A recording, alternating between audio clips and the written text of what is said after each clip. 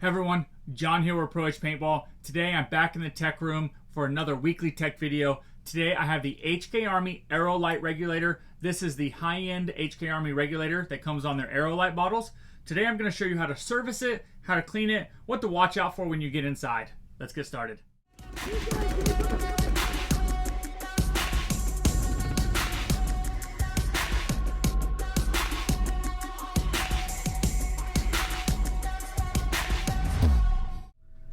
Alright, to get started servicing your HK Army Aerolite Regulator, I have this one off a bottle, but if you have it on a bottle, of course you want to make sure the gauge says 0 and the pin, you can press the pin. If it's kind of difficult to press down, you want to press it down with like an Allen key or something like that. That's just to make sure all the air is out of it. But for the video, I've taken it off a bottle. I'm good to go. So you're going to want your, I believe this is the 5/64 Allen key. There are 3 set screws on around the top of the bonnet area of the regulator that you're gonna have to loosen up in order to get into the inside of it. Sometimes you do have to unscrew the top 3 here. We'll see what happens though. So I'm gonna go ahead and take these completely out. And the reason why you want to take these out is because if you leave them in and try to unscrew the top of the bonnet here, it can damage the threads. So we appreciate you guys taking time to watch the video. Of course, anything you see in the video you can find on our website, prohpb.com. We'll have all the links in the description below. I have different links to the different categories on our website. Okay, so I've removed the 3 screws on the bottom. Sometimes you can unscrew it. There we go. So sometimes on the regs, if the top part is too tight for some reason, we've had issues where it wasn't able to spin, so you have to just loosen up the top 3 screws. But I'm going to go ahead and just take the top of the reg off here. It's going to come out. Okay. So you do have your cartridge is what this is called. This is your threaded part, and that is held in by those 3 set screws at the top. And you can see right there. We'll go over that. Then you have your regulator pin and pin spring, and then you have your regulator piston and piston spring.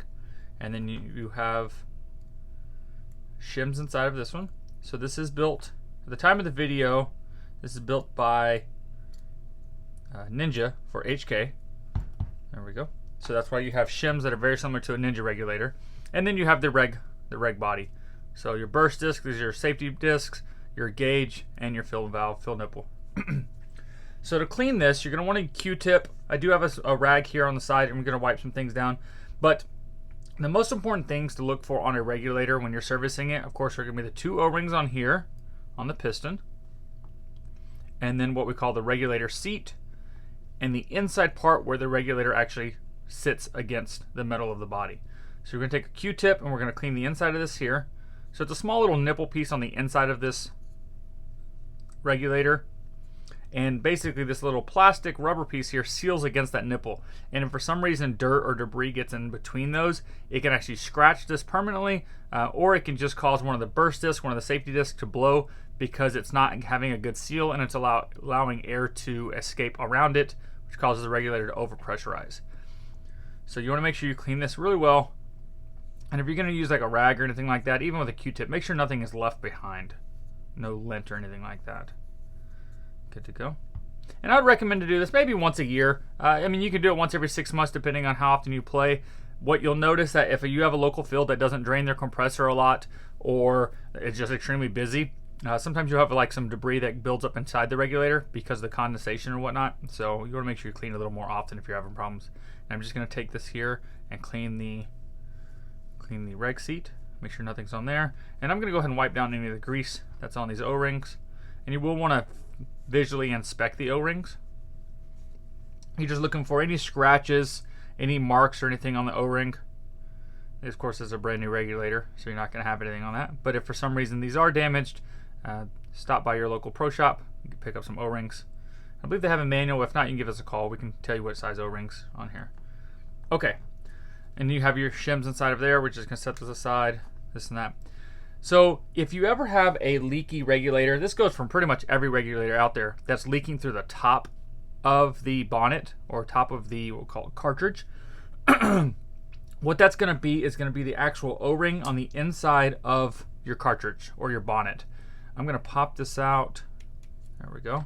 It's a small white O-ring on most of your regulators.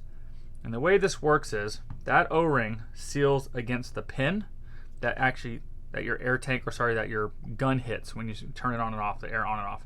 And it sits just like that. If for some reason debris or any dirt or anything scratches the inside of this piece or your pin here, typically the O-ring is going to scratch, of course, before the pin will. But if it scratches, you'll have a small leak out the top, and this is the O-ring that you're going to want to place. I believe it's a Teflon O-ring, so a little bit different material than your standard O-ring. And what I'm going to do, I took that out, and the way I took that out was I take a small Allen key and I press it from the inside. You'll be able to see the lip of the O-ring from the top of most regulators, and you just pop it out. You don't want to use anything sharp because you don't want to damage it, of course. So take your Q-tip, I'm just going to spin it around and clean the inside of this here. Be careful on these threads. Sometimes these threads are sharp, so don't use your finger. And if you do use a rag, make sure nothing gets stuck on the threads. And I'm going to push this, just drop this O-ring back in there. And then usually I recommend grab like a larger Allen key. This works pretty well. Let's see what size I can grab here. So 1/4 inch. And I'm going to just press the round side of this, or the flat side, whatever you have, and try to get that O-ring to pop. There we go, back in place. There we go. And you want to make sure it's set flush all the way down, flush inside there. And I'm going to clean it out again, make sure nothing, and you're all set. So once you've cleaned everything, we've wiped down this. You can wipe down the piston and the piston spring and your pin, and of course you can wipe all this stuff down.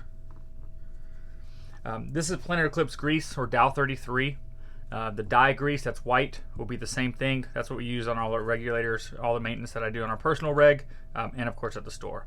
So take a little on your finger there, and you'll want to just, I'm spinning the piston in my fingers, that way you get a little on there, and you just want to cover the O-rings. I don't ever want to put it on the reg seat. I don't want anything to basically, anything that is going to be sticky is going to allow dirt to sit on there easier, so that's why I don't put anything on there, and it doesn't need lubrication. So just a little bit of lube on there, and that's pretty much it.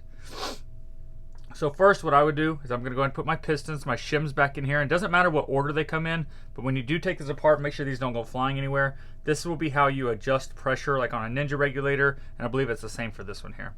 So I'm going to put my shims in place.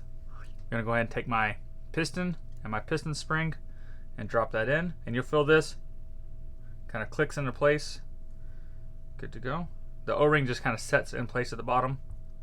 And then I'm going to go ahead and take my pin spring and the pin, and those click together, so it works pretty well.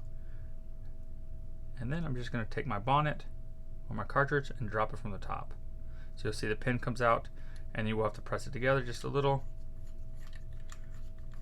And I definitely recommend don't do this the night before you're going to go play, because you want a chance to air up your bottle and make sure everything's working correctly before you have a tournament or you have a big game the next day. So make sure you do this a few days before, maybe the weekend before you're going to play, if you're worried about having issues. And that way you can test it, your local shop can test it. If you are in Houston, we will test the regulator for you. We offer the service, of course, for cleaning your regulator. So let's bring it by. Okay, so that is pretty much it. If you have any questions, make sure you comment below. Of course, like I said before, we'll have links to our website in the description below. If you like our tech videos, please take a second to like this video. It really helps our YouTube channel grow. We really appreciate that. And of course, if you like weekly product review videos and tech videos, we are releasing those. So make sure you subscribe to our channel. So I think this pretty much covered everything. We do have a few other videos on some other regulators, which are very similar. That piston, like I was saying inside, if that gets damaged at all, that's what causes your burst disc, your safety disc on the side of the regulator to blow. So don't just keep putting new burst discs back in there. And also we get a lot of questions that people say, what's the purpose of this? Your 1.8K burst disc stands for 1800 PSI, and that basically is a safety disc that controls how much air, doesn't control, sorry, but it basically, if the air output on the top of the regulator is too high, over 1800, this will actually blow. And then if the bottle pressure is over 7500 PSI, this burst disc, which is 7.5K, it will blow. So it's just safety devices to make sure the tank doesn't explode if somebody overfills it or something's not working correctly. And then a lot of questions, this one's not going to do it. Actually, it will a little bit. Hopefully you can hear that. But what you'll have is people ask, why is my regulator rattling? Something's broken. And typically it's because there's no air in the bottle, and you have your little fill valve that will move because there's no back pressure on it. So if you shake your bottle and it makes noise like that, that's just going to be this little pin inside of here that's moving forward and backwards until there's air behind it, which will press it forward then, and it won't make any noise. So that's one question. A couple questions we get a lot of time. Also, you can put grease on the threads here. So if that will actually help. This is an aluminum cartridge. The Powerhouse regulators, I believe, are stainless steel and titanium, so they last a little bit longer, but the aluminum ones sometimes will get kind of bound up inside, or they'll get worn out over time, and they'll kind of get stuck in the gun. So one thing that helps is putting a little bit of grease on the threads here, not on the inside, like on the pin or anything, but on the O-ring and on the threads here. That'll help kind of make the tank easier to screw in and out. So if you have like an older Empire gun without like an air on-off, or an entry-level gun like a Chaos or Spider, that'll help as well. So again, if you guys have any questions, please comment below. If there are other videos you guys want to see, make sure to comment below. Other than that, reach out to us through social media at Pro Edge Paintball, or you can email me directly at john@proedgepaintball.com, and I'll answer any of y'all's questions. Thank you guys so much for watching.